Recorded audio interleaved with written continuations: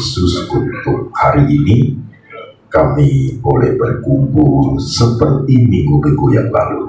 Amin. Bertemu teman-teman, saudara seiman, bahkan keluarga. Boleh makan-makan, mendengar kesaksian, memuji Engkau. Terima kasih Tuhan. Bahkan ada kesempatan boleh belajar kebenaran. Hati kami sukacita. Amin. Penuhi kami Tuhan dengan firman-Mu, supaya kami mengenal jalan hidup yang Tuhan berkenan. Amin. Hidup berkenan di hadapan Engkau. Terima kasih untuk saudara-saudara kami yang hari ini tidak bisa hadir. Dimanapun mereka berada, Tuhan menyertai mereka. Kami siap hati, siap pikiran, siap iman untuk diberkati. Amin. Tuhan Yesus berbicara, kami mendengar. Dalam nama Tuhan Yesus, setiap kita yang percaya, kita berkata, Amin. silakan duduk. Shalom. Shalom. Ya, keluarga Bapak dan jemaat sekalian, senang bertemu. Saya ketemu di yang kedua. Yang pertama saya ingat 17 Agustus. Sekian tahun jadi pendeta, sekitar 30 tahun. Khotbah-khotbah saya itu gak pernah saya tulis, saudaraku. Gak pernah saya tulis, khotbah pun gak pernah saya catat, saudara sekalian. Pelayanan dulu itu 1 tahun itu terbangnya kira-kira 100 kali flight. Surabaya, berbagai kota, ya, Singapura, Malaysia, Melbourne, Sydney, Amerika, saudara sekalian, waktu saya sehat. Ketika saya sudah mengalami penyumbatan jantung, saudaraku, pas tahun 2020, dan itu saya belum bisa kemana-mana sedang. Gitu. Jadi pas saat itulah saya baru terpikir, khotbah itu kalau tidak dibuatkan saya, gitu. Nah, maka saya buat YouTube channel. Jadi sejak tahun 2020 sampai hari ini, YouTube channel itu sudah berisi kira-kira 400 khotbah. Itu bisa mencakup kebutuhan umat sekitar 80%, saudaraku. Jadi di sini khotbah baru 2 kali, tenang aja. Masih ada 398 kali. Hari ini, saudaraku, suatu tema yang menjadi kebutuhan kita. Apa temanya, Pak Tony? Mengenal kehendak Tuhan. Intinya dulu, cari pacar mana kehendak Tuhan nggak? Iya. Pindah rumah? Iya. Anak mau sekolah di mana? Pasti kita ingin. Jadi kita ini, saudaraku, yang mau dekat sama Tuhan itu apa-apa demi kehendak Tuhan. Kecuali buat jahat, ya, korupsi kehendak Tuhan bukan, jangan mikir loh, awas. Kita buka Efesus pasal 5. Efesus pasal 5 ayat 15 sampai 21 saya akan bacakan. Efesus pasal 5 ayat 15 sampai 21. Karena itu perhatikan dengan seksama bagaimana kamu hidup. Janganlah seperti orang bebal, tetapi seperti orang arif. Dan pergunakanlah waktu yang ada, karena hari-hari ini adalah jahat. Sebab itu janganlah kamu bodoh, tetapi usahakanlah supaya kamu mengerti kehendak Allah. Dan janganlah kamu mabuk oleh anggur, karena anggur menimbulkan hawa nafsu. Tetapi hendaklah kamu penuh dengan roh, dan berkata-kata seorang kepada yang lain, dan bermazmur, kidung-kidung puji-pujian, dan nyanyian rohani. Bernyanyi dan bersoraklah bagi Tuhan dengan segenap hati. Ucapan syukur senantiasa atas segala sesuatu dalam nama Tuhan kita Yesus Kristus kepada Allah dan Bapa kita, dan rendahkanlah dirimu seorang kepada yang lain dalam takut akan Kristus. Amin. Demikian firman Tuhan yang kita baca, saudaraku. Bagaimana mengenal kehendak Allah? Saudara-saudara sekalian, kehendak Allah itu bisa dikenal, tetapi tidak mudah. Penting itu, saudaraku. Mengapa? Karena ada perbedaan antara kita dengan Allah, saudaraku. Beda. Satu, bedanya apa? Allah itu pencipta, kita ciptaan. Tidak sama. Itu sudah hebat sekali, saudaraku. Ya, Tuhan yang mencipta kita kok, ya kan? Kedua, saudaraku, Allah itu maha besar, kita kecil. Allah itu maha tahu, kita sedikit tahu. Jauh sekali bedanya saudaraku. Allah pintar, kita bego. Jadi jauh. Dan karena jauhnya jarak seperti itu, maka ketika mengenal kehendak Tuhan itu tidak segampang yang kita pikir.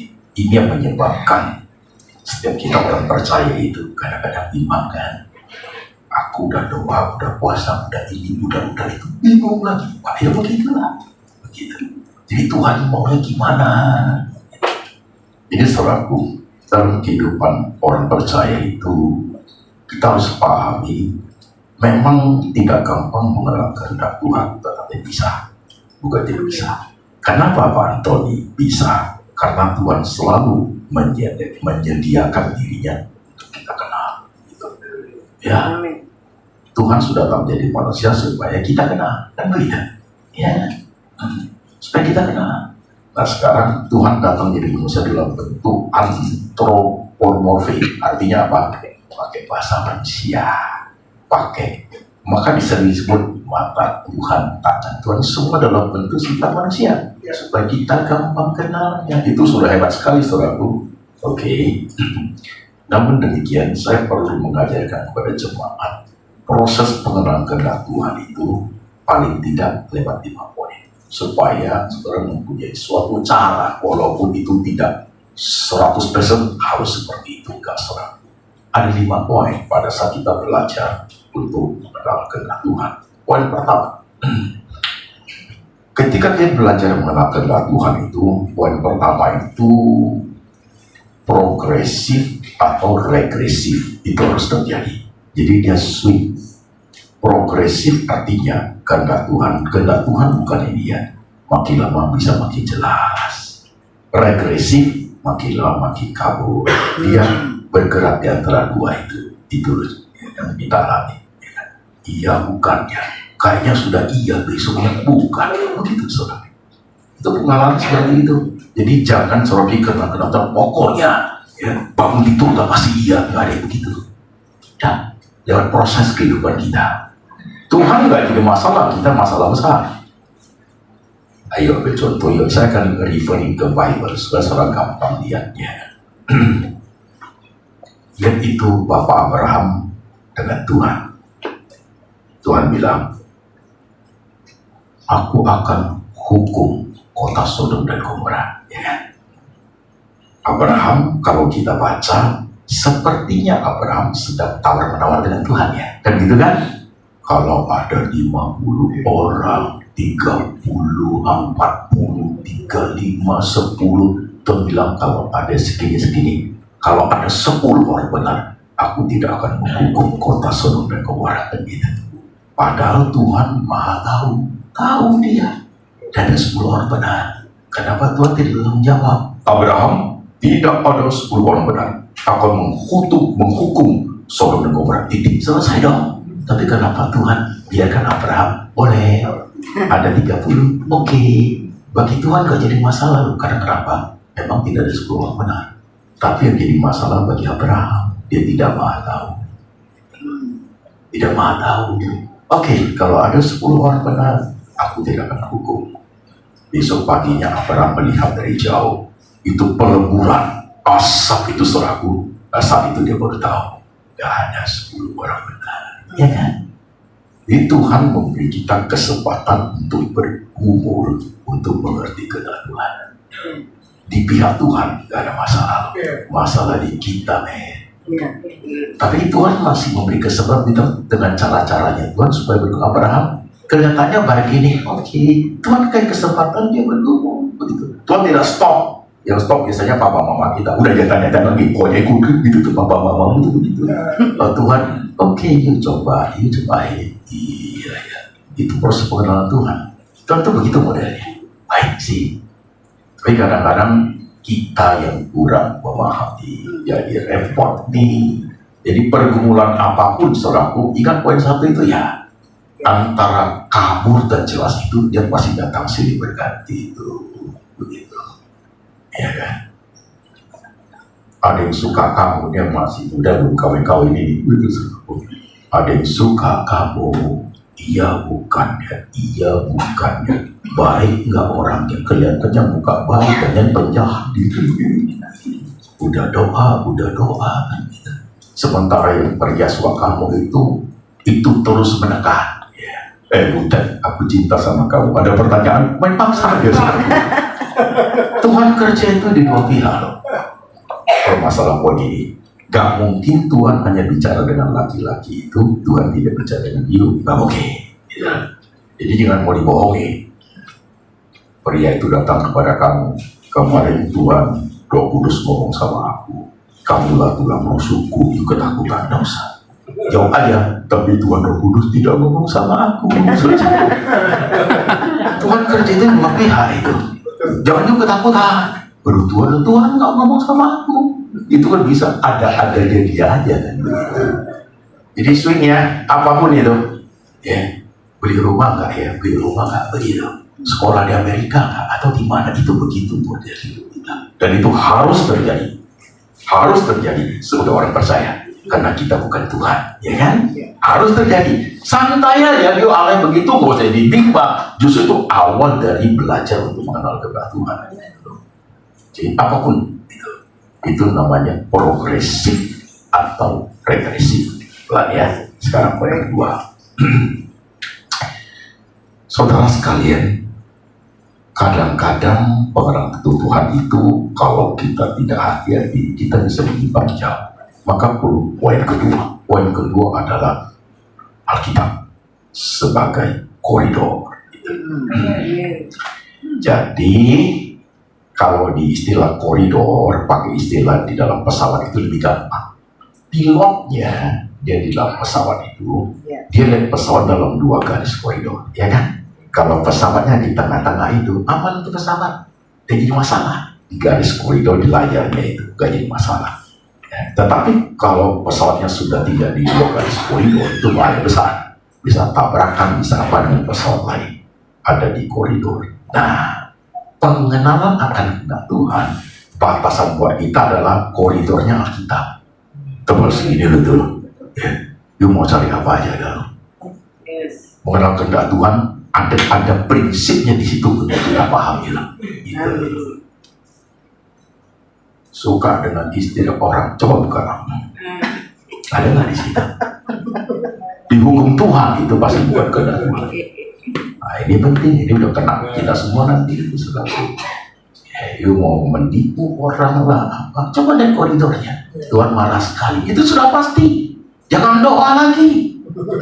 Jangan doa untuk ini orang gak usah doa loh.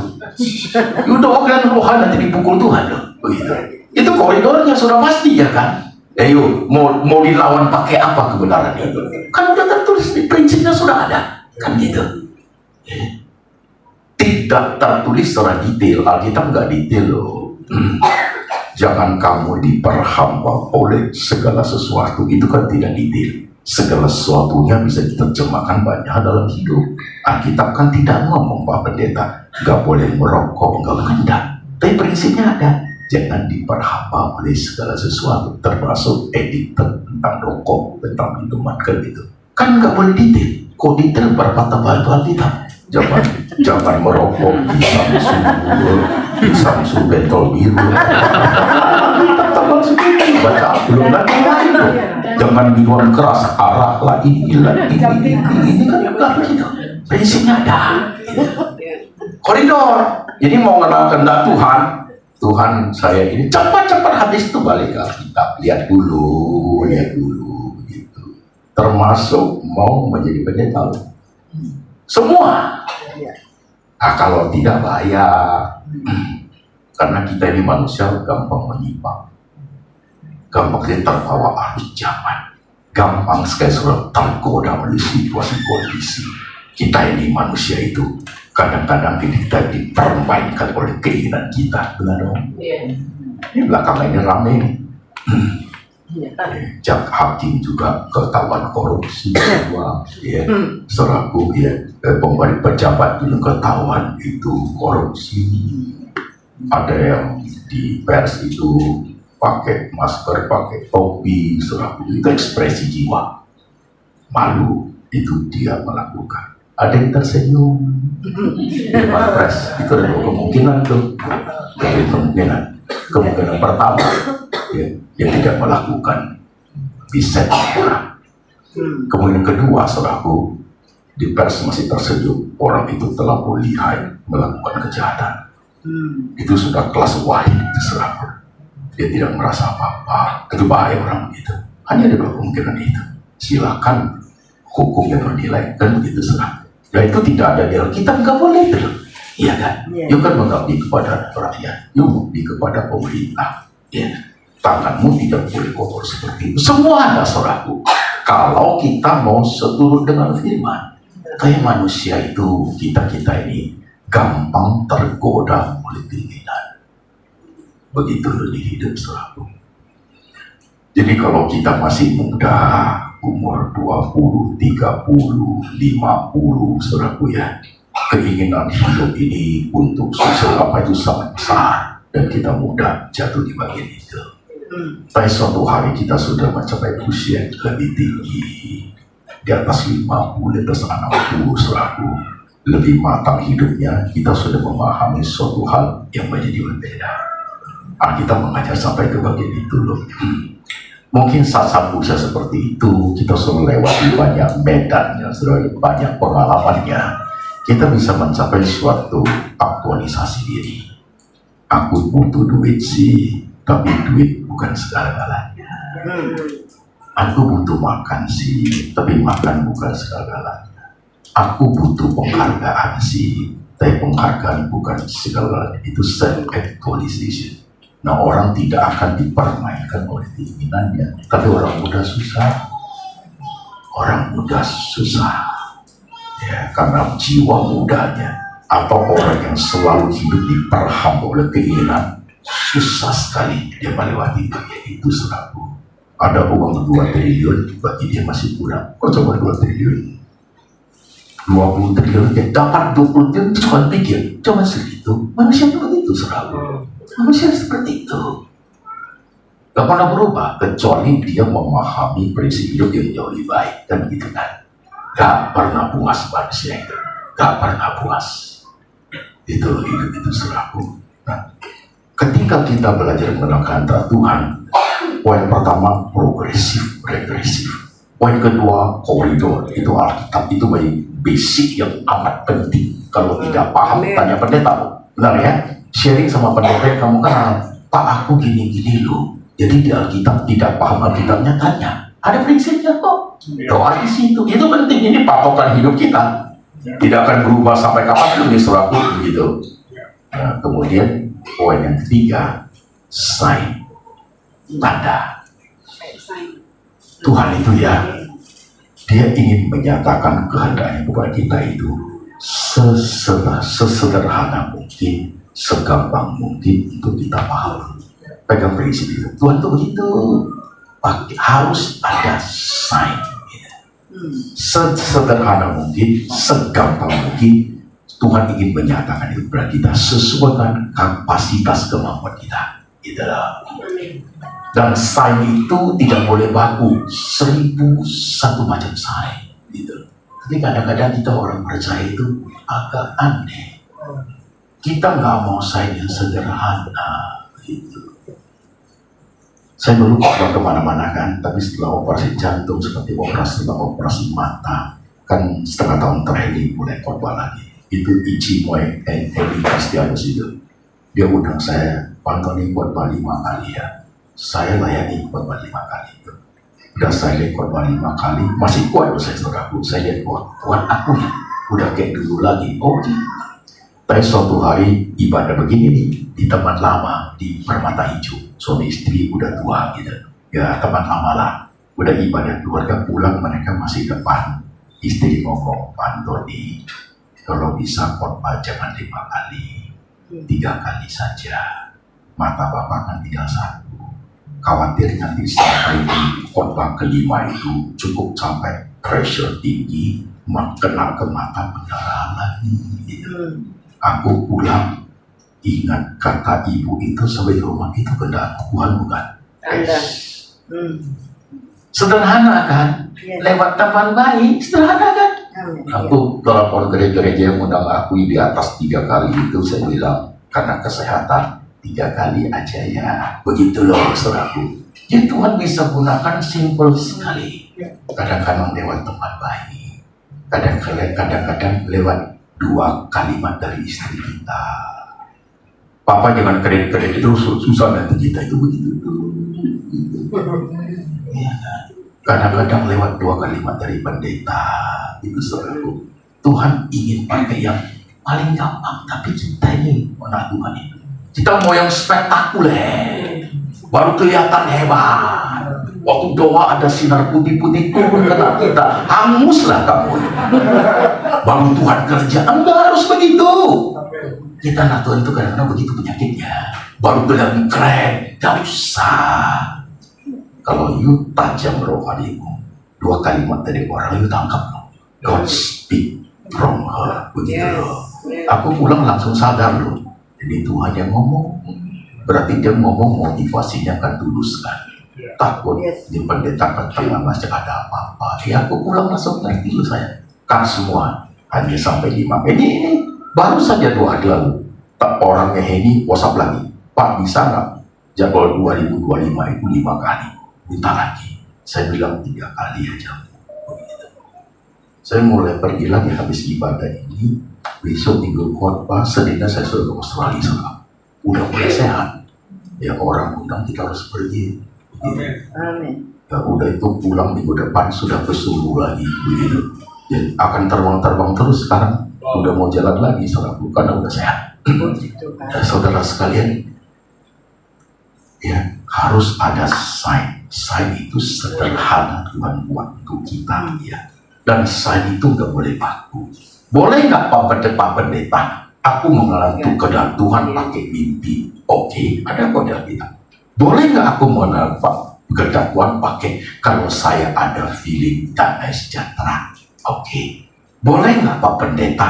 Kalau aku mengenal kehendak Tuhan itu, Tuhan kalau begini-begini kok terjadi begini, itu kehendakmu ya Tuhan. Boleh, tapi tidak boleh baku. Catat itu. Tidak boleh baku. Contoh, ini anak mau sekolah di Amerika atau di Jepang. Ini anak nomor 2 mau ambil jurusan mesin atau kedokteran. Ini anak nomor 3 mau pacaran si A sama si B. Tanya mamanya. Mamanya ngomong, tuh ya, aku mimpi dulu itu kacau tuh. Bikin itu kacau tuh seraku. Gak boleh baku. Itu bahaya jadinya. Bikin itu mama mimpi dulu. Enggak begitu. Ini orang Kristen tuh begitu modelnya itu. Tidak baku, karena Tuhan bisa pakai banyak cara, gitu loh. Belajarnya, pokoknya aku kenal kehendak Tuhan itu, asal hatiku damai sejahtera itu kehendak Tuhan. Dia mau beli rumah, datang ke rumah yang besar, hebat sekali, pasti damai sejahtera dong, mana duitnya? Ke rumah yang kecil, sumpah Pak, itu bukan kehendak Tuhan, itu boleh beli yang ada duit. Pakai damai sejahtera itu kadang jadi laku, kita itu begitu. Jadi sangat fleksibel Tuhan bicara. Kalau ini kan jadi enak kan dengarnya kan. You tidak paksa Tuhan, you juga tidak bingung tentang Tuhan, gitu. Very simple, santai aja. Doa Tuhan jadi saya mau gimana, gitu loh. Itu Alkitab contoh Alkitab yang Abraham suruh si Eliezer pembantunya itu pergi cari istri untuk anakku. Siapa nama anaknya? Ishak. Jadi ingat you ya, jangan cari wanita sekitar sini Kanaan. Itu orang berhala semua. You harus pergi ke kota Nahor, tempat saudaraku di situ. Seman itu. Dan Eliezer diambil sumpahnya loh itu. Pergilah itu orang tua. Bawa emas mau apa pergi sampai di pintu gerbang kota Nahor. Itu ada sumur di situ. Ya doa. Dulu doakan pakai Allah Yehova, begitu kan? Allah Yehova, Yahweh pakai Allah Yehova. Jikalau habis berdoa, ada seorang anak gadis, kasih aku minum dengan buyungnya. Dia mau onta itu, dan onta-ontaku juga dikasih minum. Itulah istri dari anak tuanku. Amin. Datang Rika. Riko nggak ada Rika.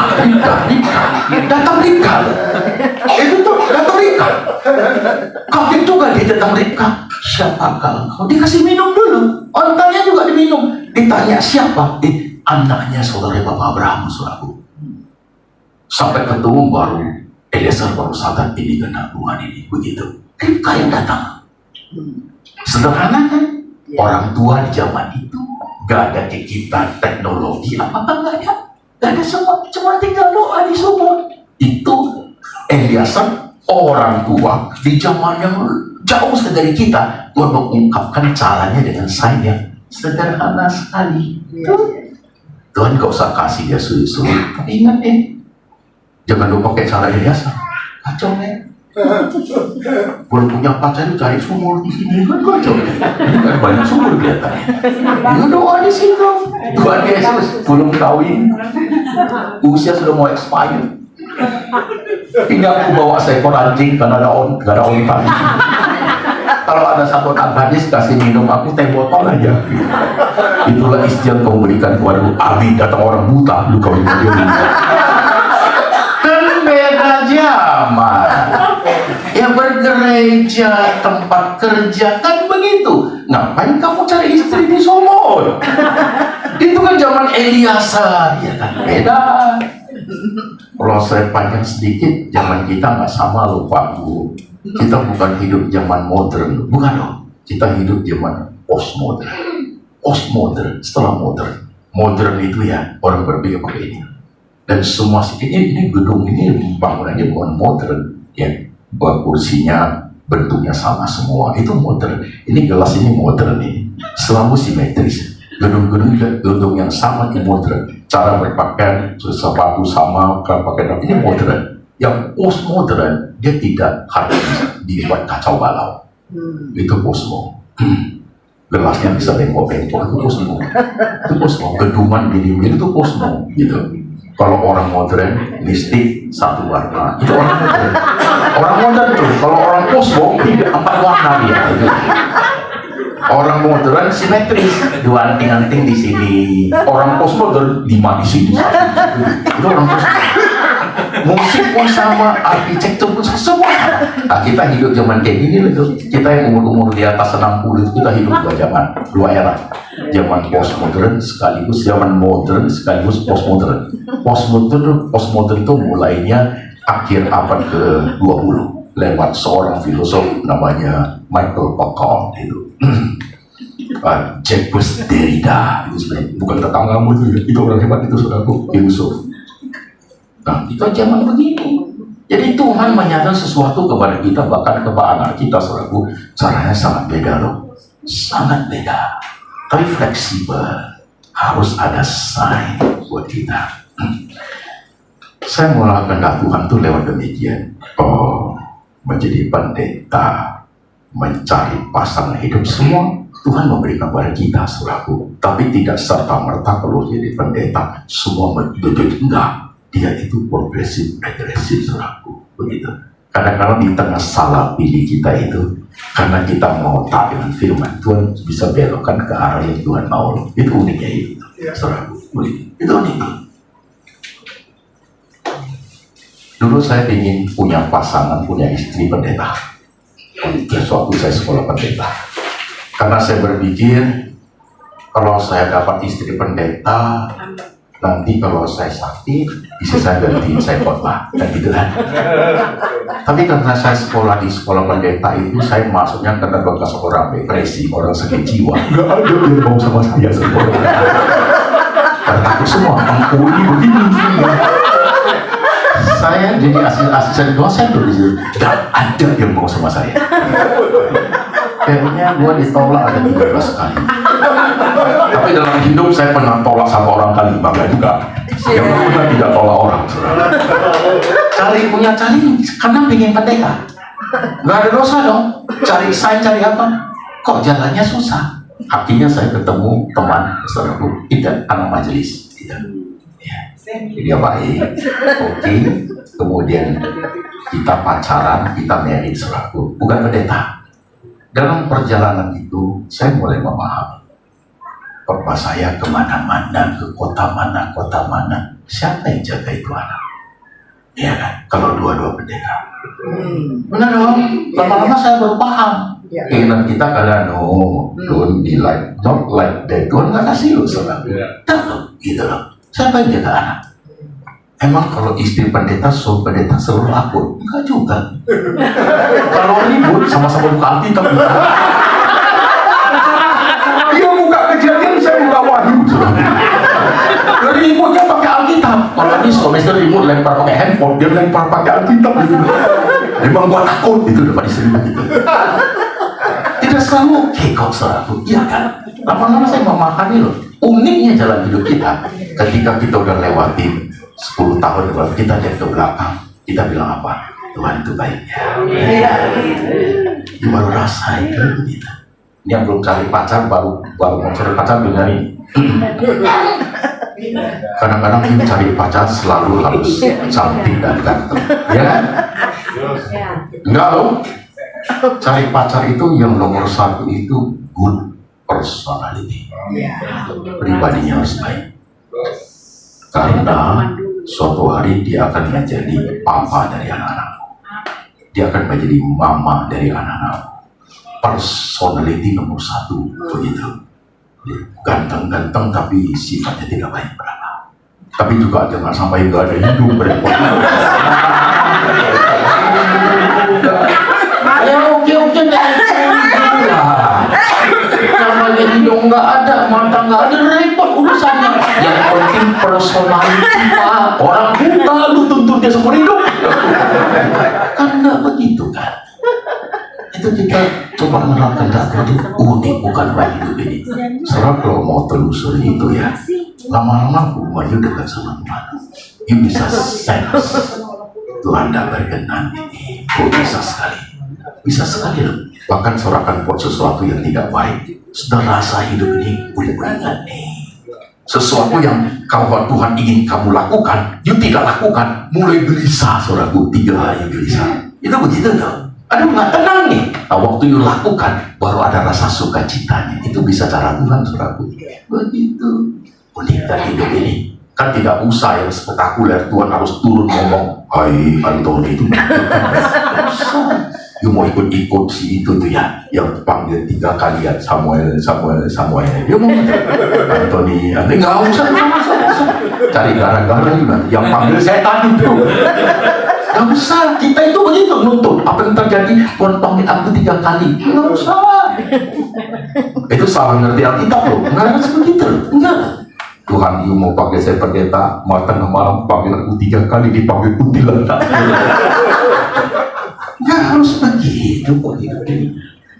Progresif, regresif, ya, koridor, sign. Tidak baku ya, masing-masing ya, harus pintar masing-masing loh, masing-masing. Setiap pribadi beda, kan kemampuannya beda, umurnya beda. Tuhan juga sayang kita, nggak bisa saya dengan kamu samain, enggak saudaraku. Caranya beda-beda. Ya, seorang ibu caranya beda karena pribadi seorang wanita, ya, caranya beda. Tuhan itu unik sekali loh. Unik sekali. Kita harus bangga punya Tuhan Yesus. Dia really understanding us loh. Ngerti sekali kita. Begitu. Oke. Progresif, regresif, koridor, sign. Yang keempat itu responsibility. Kenapa harus ada tanggung jawab? Karena saudaraku, waktu kita mencari kehendak Tuhan itu bisa saja terjadi kesalahan. Bisa. Maka pada saat sebelum melakukan kehendak Tuhan itu, di poin keempat itu harus ada responsibility, tanggung jawab. Itu penting tuh. Udah doa, udah jalani, udah on the track-nya Tuhan, sudah according to Bible, semua sudah oke. Bisa salah, bisa sekali, karena human, kan begitu kan? Bisa salah, bisa sekali. Maka itu harus ada responsibility, itu mengikat kita. Contoh, misalnya suatu hari saya waktu tidur, dalam mimpi Tuhan ngomong, Antoni, ada apa Tuhan? Istri yang kamu nikahi itu bukan tulang rusukmu. Contoh aja, tulang rusukmu ada dan masih hidup. Oh begitu ya Tuhan. Besok pagi aku bangun, Mama sorry, bawa baju pulang, salah. Kan gak boleh begitu. Kan gak boleh begitu dong. Saya udah salah diri kan begitu kan. Nah, di situ ada responsibility-nya. Doanya apa, Nek? Ayo, Tuhan, sekalipun itu bukan tulang rusuk saya, tapi saya hidup dengan dia sudah sekian puluh tahun. Dia setia dan memberikan aku beberapa orang anak. Sekalipun bukan tulang rusuk, aku harus setia. Tuhan langsung begini untuk hidup tuh. Tuhan sekalipun ini salah mengerti kehendak Tuhan, jalannya sudah baik, everything is okay, meleset. Tapi Tuhan begini, kenapa? You ada responsibility. Itu penting. Jalani harus tanggung jawabnya, nggak boleh lepas tangan, begitu loh. Kenapa banyak anak Tuhan tidak sukses terlaku? Tengah jalan bapak lepas tangan, tidak ada tanggung jawabnya. Tuhan tidak kasih apa-apa lah hidup ini, kan gitu kan? Setiap kita punya talenta loh. Dia bisa membuat kita hidup. Kenapa ada orang tidak bisa jadi siapa-siapa? Ya, betulin kulkas bisa, betulin AC bisa, betulin motor semua, tapi nggak jadi siapa-siapa. Karena orang itu tidak ada prinsip hidup. Tidak pernah mengerjakan sesuatu sampai final, nggak pernah. Paling 3/4 jalan kata tahu. Orang begitu, ya nggak bisa. Ya nggak ada responsibility hidup ini saudaraku. Nggak bisa loh. Apalagi pengenalan kehendak Tuhan. Udah oke, mantap Tuhan, aku responsibel. Jalani, kan begitu kan? Itu penting. Nggak bisa kita pelin-pelan. Jangan dong. Hidup itu harus ada disiplin bagi itu juga. Itu suatu pihak nilai kehidupan saudaraku. Oke, responsibel. Nah, gitu. 1, 2, 3, 4 dah selesai. Dia harus terikat dengan poin kelima supaya 5 itu menjadi kekuatan dalam menjalani mengenal kehendak Tuhan. 5 itu apa? Action. You boleh tahu 4 poin itu, tapi tidak ada action, saudara sampai mati pun tidak akan mengerti kehendak Tuhan. Musa ketika dia membawa umat Israel sudah lepas dari gajah Fir'aun. Fir'aun buat tulah, Musa buat tulah, sampai rajanya takut. Serahkan umat Israel, dibawa lari sampai depan laut. Gitu kan? Udah itu kedengaran, Fir'aun marah lagi, pakai tentaranya kejar. Suara kuda udah kedengaran. Mereka umat Israel sudah teriak-teriak di pinggir laut ini. How to know the will of God? Gimana cara mengenal kehendak Tuhan dalam konteks seperti ini? Musa harus action. Action dong. Dia ambil tongkatnya, dia angkat tongkatnya, dia bilang sama Tuhan, sudah tidak ada jalan. Tunjukkan jalanmu Tuhan. Dan tongkat dia tunjukkan itu Lord lah. Itu action, muncul kehendak Tuhannya, jalan mereka. Begitu. Itu dia.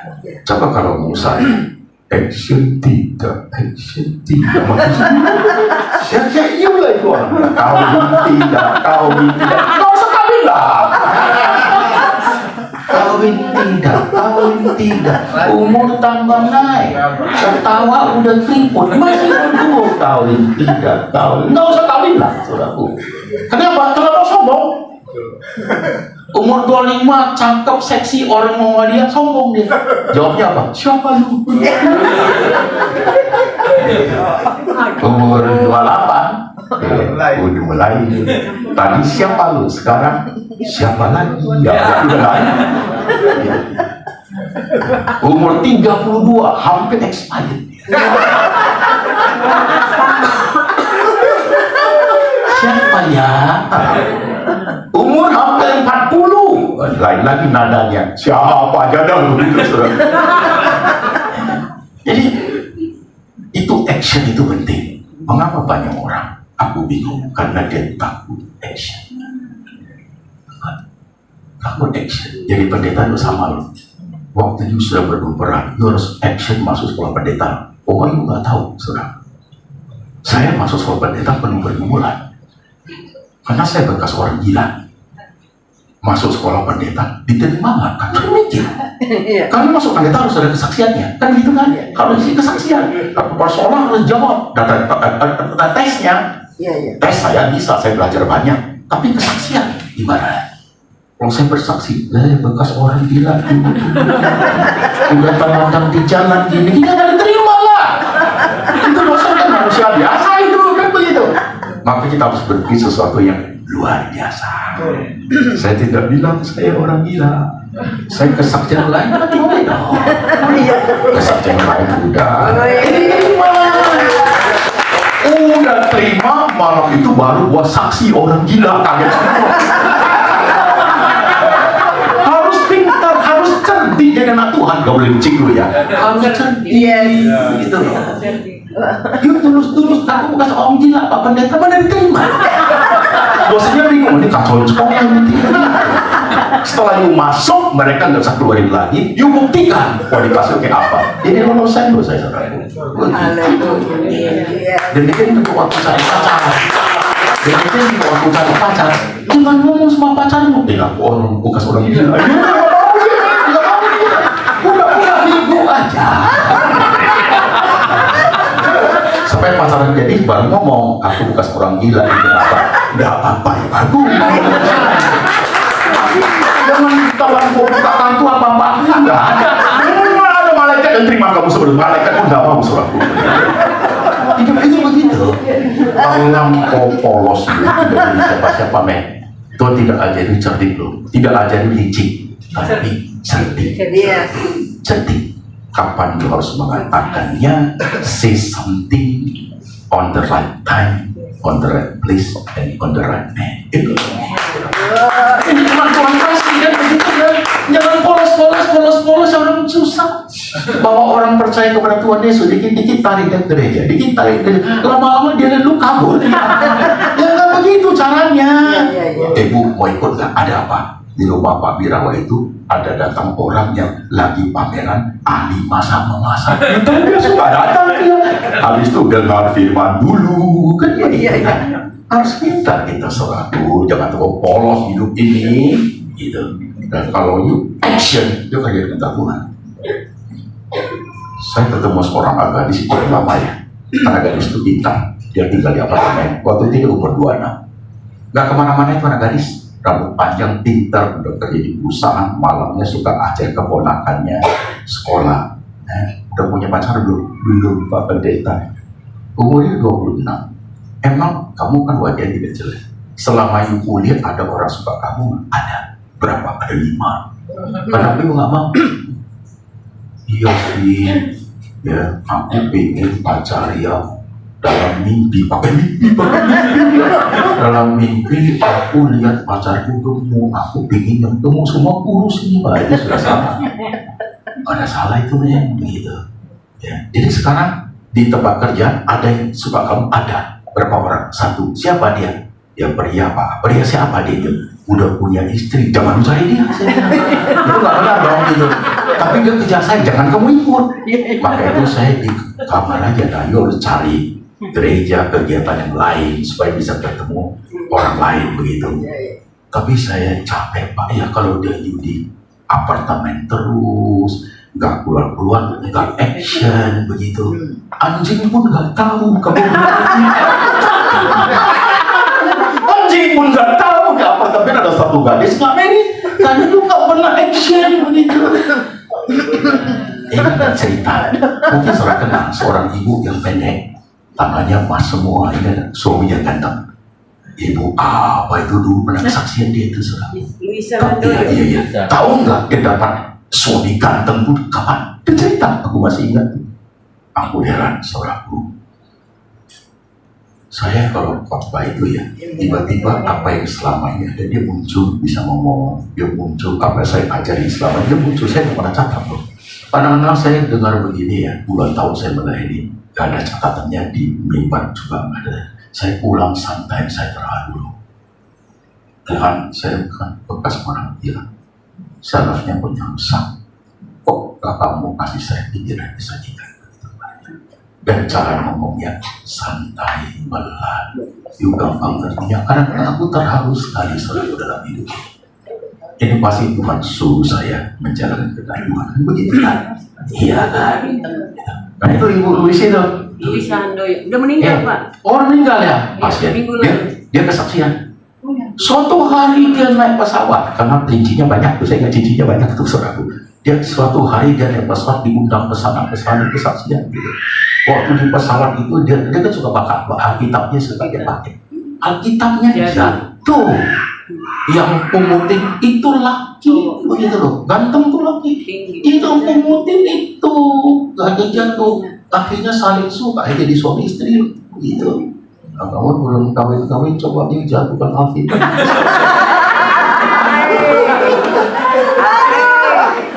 Yang utupin tongkong lu kawin sama dia loh. You see life, kadang hidup ini unik sekali. Unik sekali. You mau hidup kayak orang lain? Jangan dong. Be yourself. Uniknya hidup Tuhan bekerja itu. Pak William tadi kesaksian pasang link 3 dia. Jenderal bintang 3 dia. Waktu saya ke itu tersumbat, saya dokter 5 tempat. Dokternya suruh saya pasang 5 ring. Jenderal bintang 5 saya. Saya nggak mau. Saya bypass. Karena pasang ring 5, aku pasti pendek usianya. Karena ring 5 itu seragu, itu karena ring itu bisa hilang dalam diri kita itu. Terbawa darah, seragu bisa hilang. Saya sudah diskus dokter yang bilang, you pasang ring 5 itu memasukkan ring itu mereka pakai kimia, cairan kimia. 5 itu kena di ginjal lu gak kuat, nanti harus makan obat susah juga katanya. You bypass, saya pilih bypass. Mata juga sama. Aduh gimana ya Tuhan, itu mencari kehendak Tuhan kan? Begitu. Ring atau bypass, cari kehendak Tuhan kan? Sama dengan mata. Sudah buta sebelah, satu pendarahan terus di Jakarta ini. Kehendak Tuhan apa ya? Dokter Jakarta nggak sanggup operasi, takut dia. Operasi sini, dia udah buta. Operasi ini gagal, saya buta total. Dia nggak mau tanggung jawab. Gimana ya? Singapura ada opsi, teknologinya canggih. Tapi COVID waktu itu gimana pergi? Saya doa, Tuhan, katanya saya harus dapat surat izin dari Menteri Kesehatan di Singapura, baru boleh masuk. Kalau kamu ingin saya boleh operasi, Tuhan, boleh nggak surat itu saya dapat? Seminggu surat itu datang. Ini kemarin nggak usah pergi. Aku pergi juga nggak bisa isi di airport, kok nggak bisa. Istri yang bantuin, aku ikut belakang, ya, pegang tangannya karena udah gak lihat. Itu salah satu fungsi istri itu, dia isi operasi.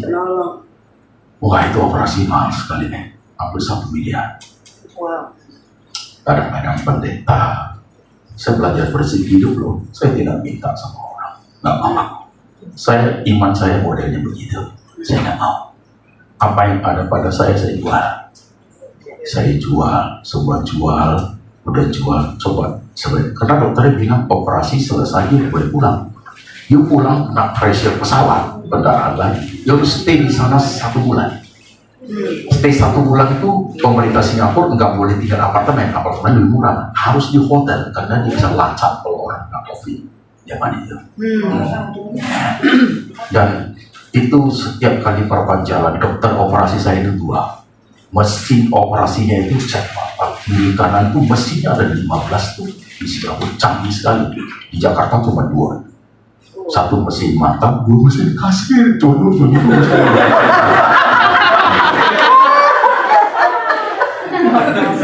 Hebat sekali itu dokter seraku. Saya pulang bisa lihat loh. Saya kasih Tuhan, aku boleh lihat kan? Ingin khotbah, ingin lihat anak, ingin lihat istri, begitu ya kan. Tapi kok tetap harus buta, aku menjalaninya juga.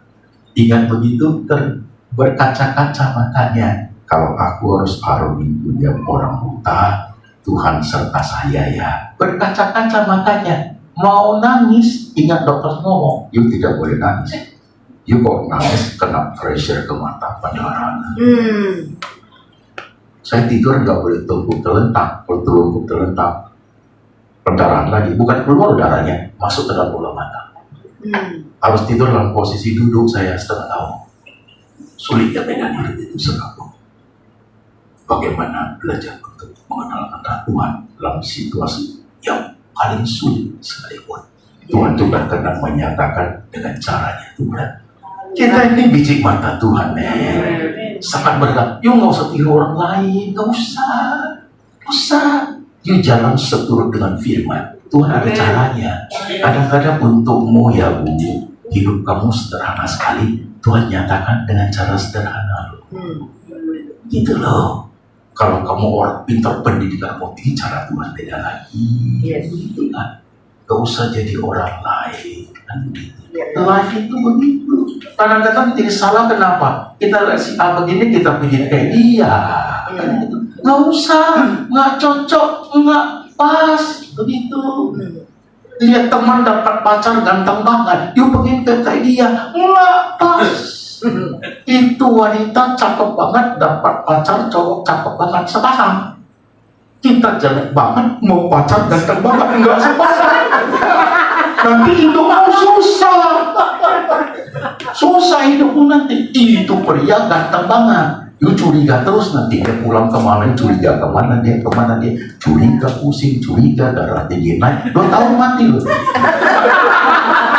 Mendingan dapat pria yang tadi sudah pas-pasan, sekarang yang pas-pasannya juga banyak laku. Cari yang pas-pasan, yang orang lihat dia mau muntah orang lihat. Itu apa? Cari yang gitu aja, jangan ganteng-ganteng kumisan, bahaya. Cari orang yang lihat dia mau muntah, itu apa?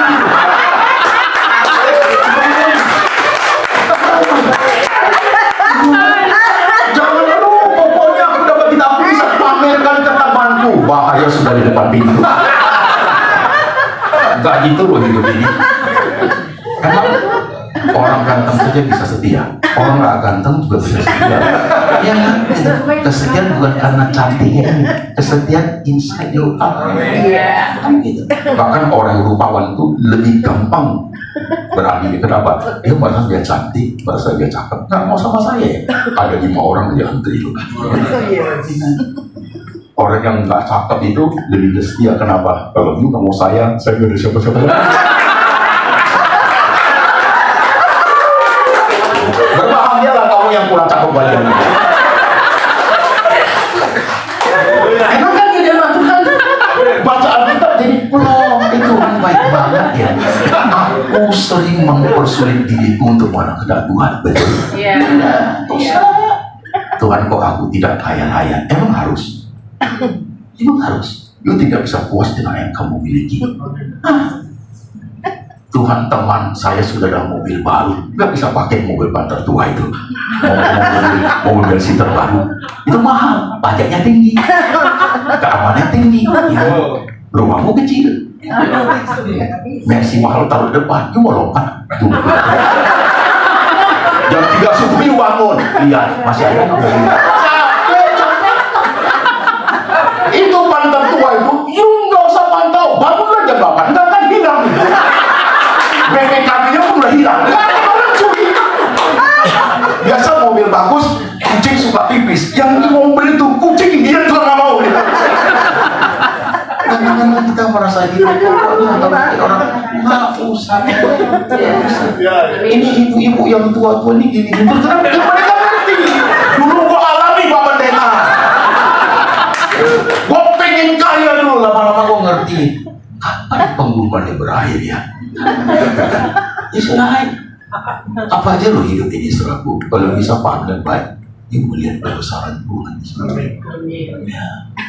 ya, Tuhan itu besar sekali. Kadang-kadang kalau sudah sadar sampai titik itu, apa yang terjadi? Kita merasa malu sekali sama Tuhan. Oke, anak kecil saya ya, minta ini, nggak ada habis-habisnya. Kok begitu saya Tuhan ya? Oke, ya bawa pulang firman ini, tentukan jiwa. Sebelum kamu ngomong apa-apa, Tuhan sudah tahu apa yang kamu butuhkan. Kita doa sebentar yuk, kita tenang sejenak. Saudara lihat dirimu masing-masing. Pasti setiap kita banyak kebutuhan hidup, dan kita ingin selalu seturut dengan firman, ingin seperti yang Tuhan mau. Jalani hidup ini, tekun di dalamnya, pahami rencana Tuhan. Cara kerja Tuhan satu orang dengan orang lain tidaklah sama. Kadang dengan satu orang Tuhan pakai senyum, kadang dengan kita Tuhan pakai air mata, kesesakan, tidaklah sama. Tuhan hadir di rumah ini hari ini.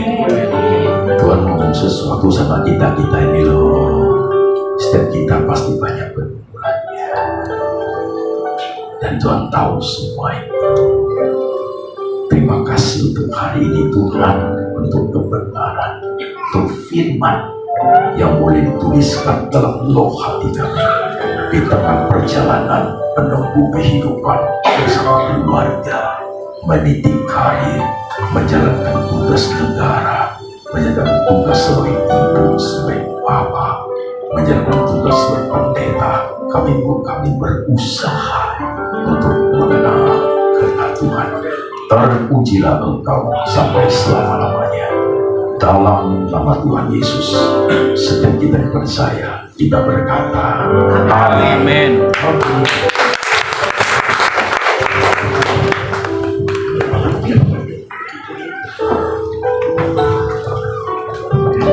Puji Tuhan, setiap kita diberkati oleh pemberitaan firman Tuhan yang diberkati. Boleh lambaikan tangan. Terima kasih Pak Pendeta untuk pelayanannya di tempat ini.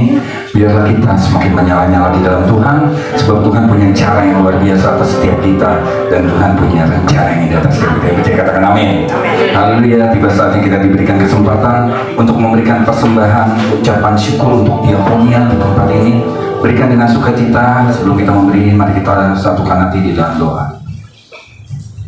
Bapa yang baik, kami mengucap syukur untuk hari ini. Kami sudah memuji-muji nama-Mu. Kami sudah mendengarkan isi hati-Mu.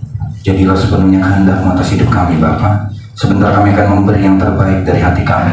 Ajar kami memberi dengan sukacita. Biar saat kami memberi, nama Tuhan dipermuliakan lewat hidup kami. Di dalam nama Yesus, setiap kita yang rindu memberikan dengan sukacita bersama, katakan amin. Mari kita berikan dengan sukacita. Mari kita naikkan pujian Aku Diberkati. Haleluya.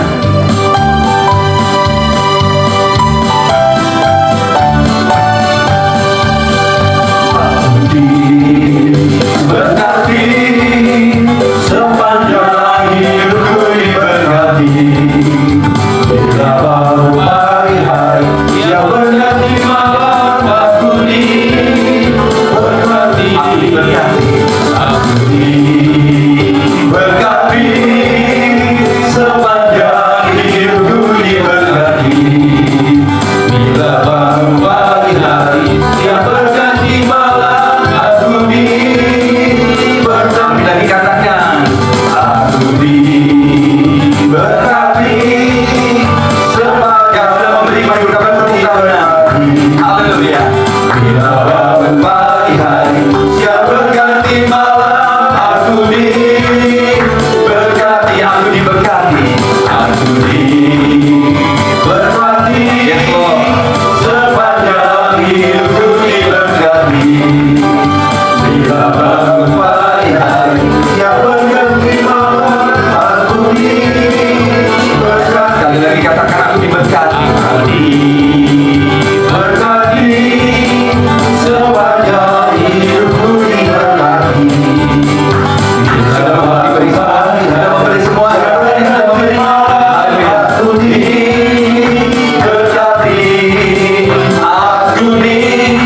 diberkati. Aku diberkati. Berikan kemuliaan bagi Raja di atas segala raja. Haleluya. Mari kita satukan hati kita di dalam doa syafaat. Saya undang Pak Faldo untuk berdoa syafaat.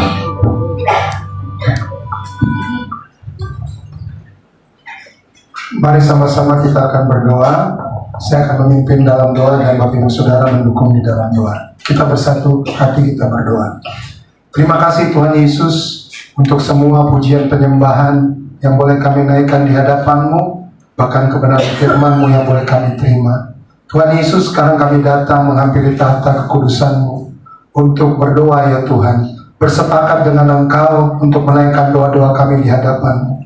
Seperti firman tadi katakan bahwa kami sangat terbatas, kami tidak tahu apa yang terjadi, tapi Tuhan yang kami sembah adalah Tuhan yang Maha Tahu segalanya.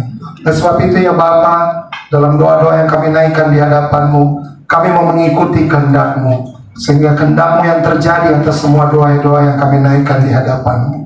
Sebagai anak-anak-Mu, sebagai hamba-hamba-Mu, kami meminta ya Tuhan, untuk bangsa dan negara kami di mana kami tinggal ini ya Tuhan Yesus, yang sudah melewati semua pemilu, pemilihan presiden, anggota-anggota dewan, dan di depan ini akan ada pemilihan kepala-kepala daerah.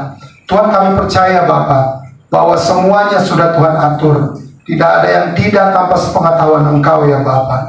Pemimpin-pemimpin yang akan dipilih adalah pemimpin-pemimpin yang berasal daripada Tuhan.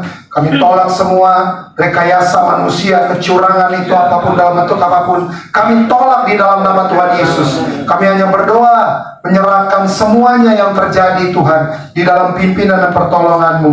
Engkau yang mengangkat pemimpin dan memberhentikan pemimpin. Engkau akan mengangkat pemimpin-pemimpin daerah dari gubernur sampai kepada yang terendah untuk boleh sama-sama memimpin bangsa ini setiap daerah yang mereka pimpin ya Tuhan. Terlebih khusus kami berdoa buat Bapak Jenderal Purnawirawan Andika sebagai calon gubernur di Jawa Tengah. Biarlah kasih karunia Tuhan, kemurahan Tuhan terjadi atas beliau ya Bapak, sehingga beliau boleh memimpin Jawa Tengah di dalam anugerah daripada Tuhan, boleh terpilih menjadi gubernur Jawa Tengah. Kami menyerahkan semua ke dalam tangan-Mu ya Bapak. Berikan hikmat, berikan dia Tuhan untuk dia boleh mendapatkan suara sehingga dia boleh menjadi gubernur Jawa Tengah. Kami percaya Bapak bahwa Tuhanlah yang menghendaki semua pemimpin-pemimpin yang ada di Indonesia ini ya Tuhan Yesus. Kami percaya bahwa Tuhan yang mengerjakan semuanya, Tuhan akan menentukan semuanya seturut dengan kehendak-Mu, terutama juga untuk Bapak Andika Perkasa ya Tuhan Yesus. Kami berdoa buat kesejahteraan dan keamanan bangsa ini Tuhan, dalam semua yang akan dilaksanakan, khususnya daerah-daerah yang sering terjadi permasalahan. Kami percaya Tuhan, malaikat Tuhan menjaga anak-anak-Mu yang duduk dalam pemerintahan, yang mengambil keputusan maupun yang menjalankannya. Berikan mereka roh takut akan Tuhan, sehingga mereka tidak mementingkan diri mereka sendiri. Kami menyadari bahwa tanggung jawab yang Tuhan percayakan buat mereka adalah supaya mereka mengerjakannya di dalam takut akan Tuhan. Terima kasih Bapak. Kami berdoa buat PD Biro Family ya Tuhan Yesus, buat setiap kami yang menjadi anggota PD Biro Family. Engkau lihat apa yang kami kerjakan, Engkau lihat semua bisnis yang kami kerjakan. Kami percaya Bapak bahwa kami mengerjakannya dengan penuh tanggung jawab di hadapan Tuhan.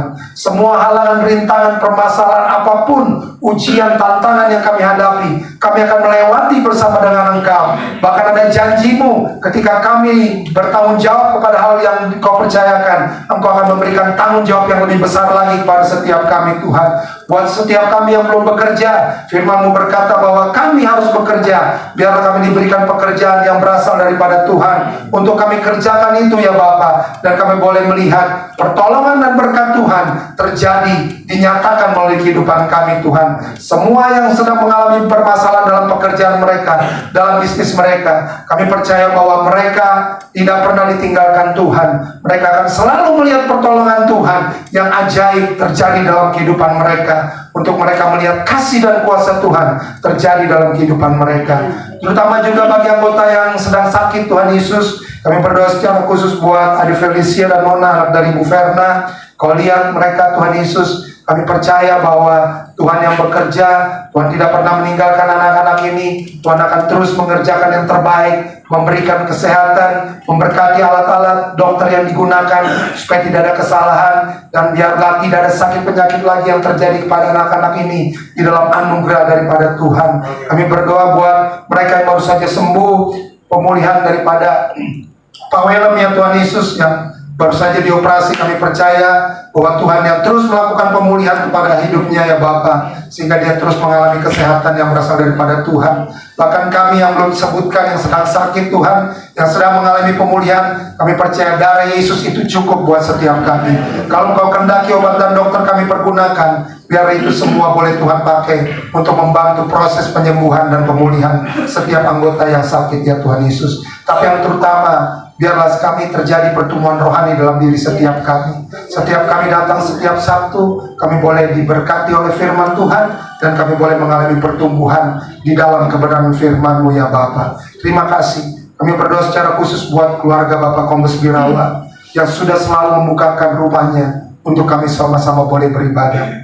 Mereka keluarga ini boleh melayani kami Tuhan dengan kebenaran firman-Mu melalui hamba-hamba Tuhan yang mereka panggil, melalui makanan minuman. Kami percaya Tuhan Tuhan yang memberkati, Tuhan yang terus-menerus melihat apa yang mereka kerjakan.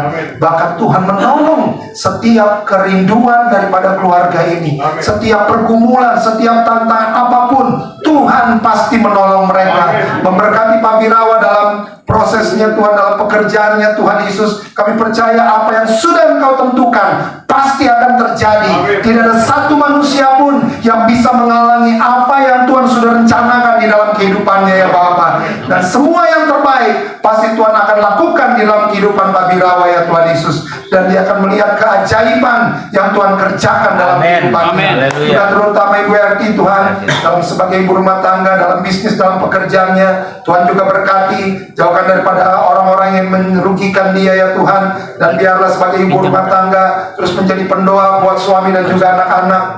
Diberikan kesehatan buat mereka ya Tuhan, buat Pak Birawa dan juga Ibu Erti untuk terus berkarya bagi bangsa ini dan juga terutama bagi Engkau dalam pekerjaanmu ya Tuhan Yesus. Terutama juga anak-anak ya Tuhan, Alvaro, Michael, Edgar, walaupun mereka berdua tidak ada bersama-sama dengan Pak Birawa, tapi penyertaan Tuhan buat mereka begitu sempurna. Walaupun mereka jauh, tapi Tuhan dekat dengan mereka. Amen. Menjaga mereka, melindungi mereka, menyertai mereka, bahkan mengangkat mereka lebih tinggi lagi Tuhan, menjadikan mereka seperti yang Tuhan mau ya Bapa. Dan juga Edgar yang ada bersama dengan keluarga ini, terus menerus ya Tuhan Yesus, diberikan masa depan yang indah bagi anak-anak ini. Kami percaya bahwa Tuhan Yesus sudah menyiapkan rancangan yang terindah bagi anak-anak keluarga Pak Birawa ya Tuhan Yesus. Terima kasih Bapak. Inilah semua doa yang kami naikkan di hadapan-Mu, yang jauh dari sempurna, tapi satu hal yang kami percaya, Tuhan akan menjawab lebih daripada apa yang kami minta dan doakan.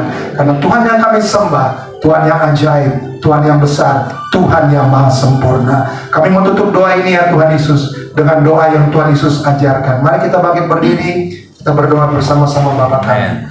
Bapa kami yang ada di surga, Dikuduskan namamu, datanglah kerajaanmu, jadilah kehendak-Mu di bumi seperti di surga.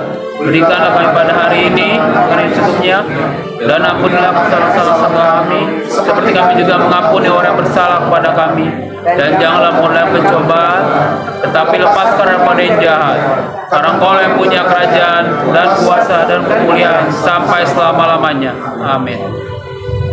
Itu mari kita akhiri ibadah ini dengan doa berkat dari Pak Johan. Mari kita angkat pujian, kami memuji kebesaran-Mu.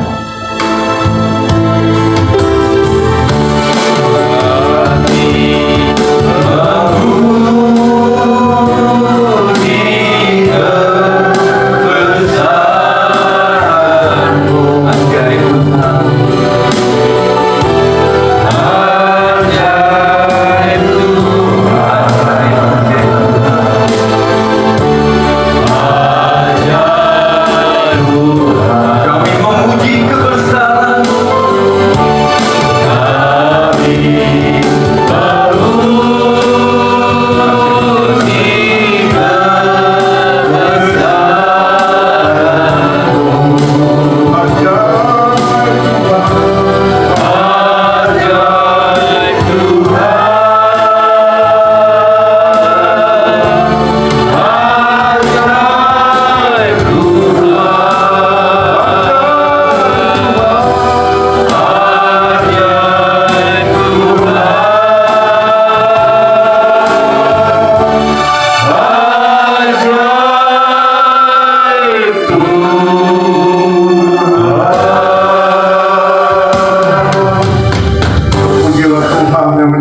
ibadah kami dari awal, pertengahan, hingga pada akhirnya.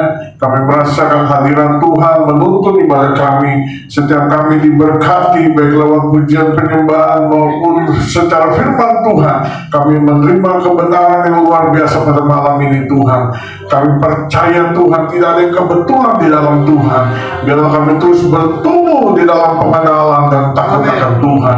Firman yang sudah disampaikan oleh hamba-Mu Bapak Pendeta Antonius Chang Tuhan, kami percaya firman itu akan bertumbuh dalam kehidupan kami sehari-hari. Kami menjadi pelaku daripada kebenaran firman-Mu, dan biarlah kami dihidupkan dalam ketika kami mencari kehendak Tuhan dalam hidup kami. Terima kasih Bapak di surga.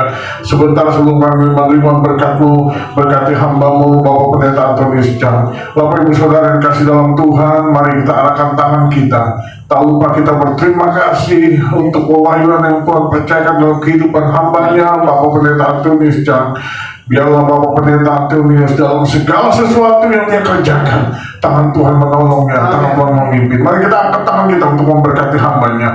Oh Bapa di sorga, kami sungguh bersyukur Tuhan, di mana Engkau yang menuntunnya dan Engkau sendiri yang menyertai kehidupannya, sehingga dia boleh datang ke tempat ini dan menjadi berkat bagi kehidupan kami. Firman Tuhan yang Tuhan percayakan dalam hidupnya, dia boleh sampaikan dengan lugas, dan kami percaya Tuhan, firman itu berasal daripada Tuhan, akan bertumbuh dalam kehidupan kami. Bapa, kami melepaskan berkat, biarlah Tuhan jaminkan kesehatannya, sehat-sehatkan dia Tuhan, bersama istri dan anak-anaknya. Biarlah pemagar dan kuasa darah Yesus membentenginya, kemanapun Tuhan menempatkan dia, kemanapun Tuhan menuntungnya, untuk dia menjadi berkat lewat kebenaran firman Tuhan. Kami memberkatinya sehingga dia menjadi berkat dimanapun Tuhan yang membuka jalan dalam kehidupan pelayanannya. Berkati kehidupan pelayanannya Tuhan, berkati kehidupan pribadinya, demi nama Yesus Kristus. Haleluya, haleluya. Terima kasih Tuhan. Sebelum kita terima berkat, dengarkan firman Tuhan. Karena itu perhatikanlah dengan seksama bagaimana kamu hidup. Janganlah seperti orang bebal, tetapi seperti orang arif. Dan pergunakanlah waktu yang ada, karena hari-hari ini adalah jahat. Sebab itu janganlah kamu bodoh, tetapi usahakanlah supaya kamu mengerti kehendak Tuhan. Firman Tuhan yang disampaikan oleh hambanya pada malam ini, biarlah kita lakukan dalam kehidupan kita sehari-hari. Maka Allah sumber damai sejahtera akan terus senantiasa memberkati kita. Buka hatimu dan angkatlah kedua tanganmu, terimalah berkat yang berasal daripada surga. Terimalah berkat Tuhan. Tuhan memberkati kau dan melindungi kau. Tuhan menghadapkan wajahnya kepadamu dan memberikan kau kasih karunia. Tuhan menghadapkan wajahnya kepadamu dan memberikan kau damai sejahtera, kekuatan yang berlimpah-limpah, kesehatan menjadi bagianmu. Apa saja yang dikerjakan tanganmu, Tuhan buat berhasil, dan nama Tuhan dipuji, dimuliakan. Terimalah berkat di dalam nama Bapa, Anak Yesus Kristus, dan Roh Kudus yang perkasa. Berkat itu ilahi menyertai kau, keluar masukmu dari sekarang sampai Maranatha. Tuhan Yesus datang yang kedua kali, kita semua dipersiapkan menyambut kedatangannya. Terima berkat Tuhan. Haleluya. Amin.